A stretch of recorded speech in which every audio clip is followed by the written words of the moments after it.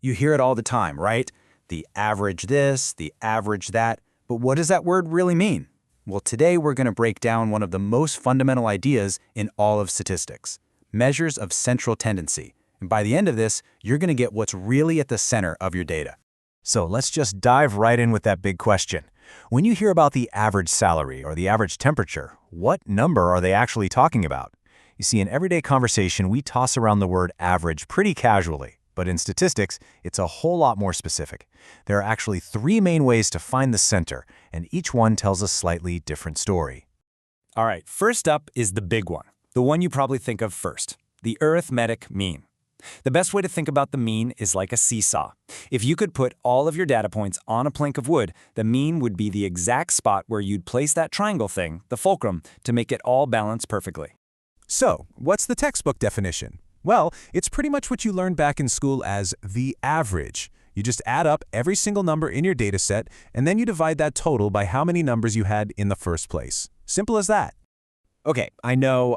Formulas can look a little intimidating, but trust me, this one's easy. It's just a fancy shorthand way of saying what we just said. So that x with the little line on top, that's just x bar, our symbol for the sample mean. That big E-looking thing is a Greek letter, sigma, and it just means add everything up. Xi is each of your numbers, and n is just the count of how many numbers you have. Sum them up, divide by the count. That's it. Let's make this real. Forget the symbols for a second and just use some numbers. Let's say we have the numbers 1, 3, 5, 7, and 9. First thing we do, add them all up. That gets us 25. Next, how many numbers are there? Easy, there are 5. And the final step, divide the sum by the count.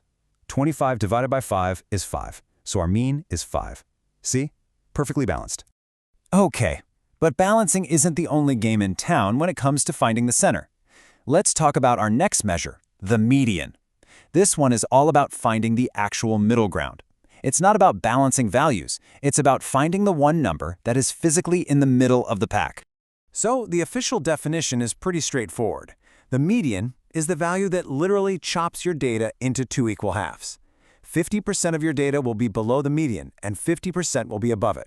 But, and this is a big but, there's a really important first step. This is the absolute most important thing to remember about the median. You have to put your data in order, from smallest to largest, before you do anything else. If you skip this step, you won't find the real middle. It's like if you wanted to find the person with the middle height in a group, you wouldn't just pick someone at random, right? No! You'd have to line everyone up from shortest to tallest first. Same idea here. Okay, let's go back to our simple little data set. 1, 3, 5, 7, and 9. First we check, yep, it's already in order. Perfect. Now, since we have an odd number of values, just 5 of them, finding the median is super easy. It's just the number smack dab in the middle. In this case, that's 5. You've got 2 numbers below it, 2 numbers above it, piece of cake. All right, but what happens when things aren't so neat and tidy? What if you have an even number of values? Let's just add an 11 to our list. Again, we make sure it's in order. But now, there's no single middle number. We've got 2 numbers in the middle, 5 and 7. So what do? We just find the average of those two. So 5 plus 7 is 12, divide that by 2, and we get our median, 6.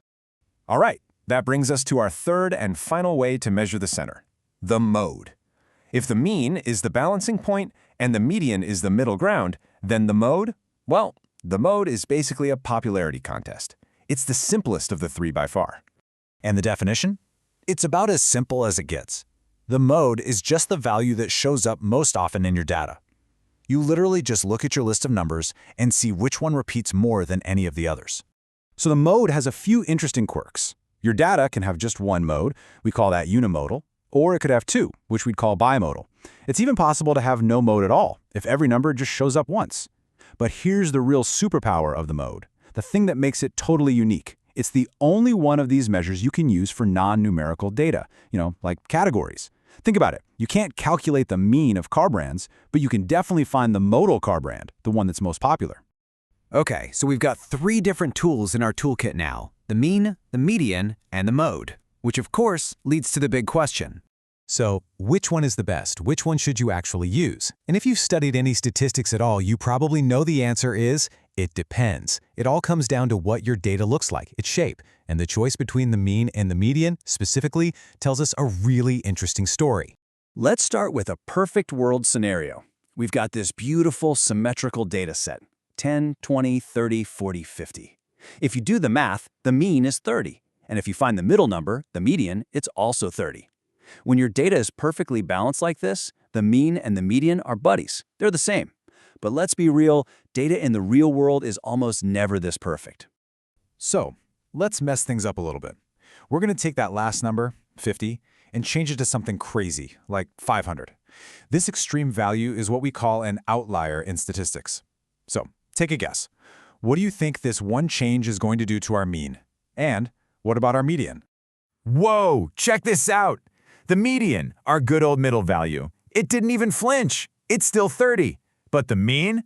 Oh man, that one outlier dragged the mean all the way from 30 up to 120. This is a perfect example of what we call resistance. A measure is resistant if extreme values, outliers, don't really affect it much. As you can clearly see, the median is resistant.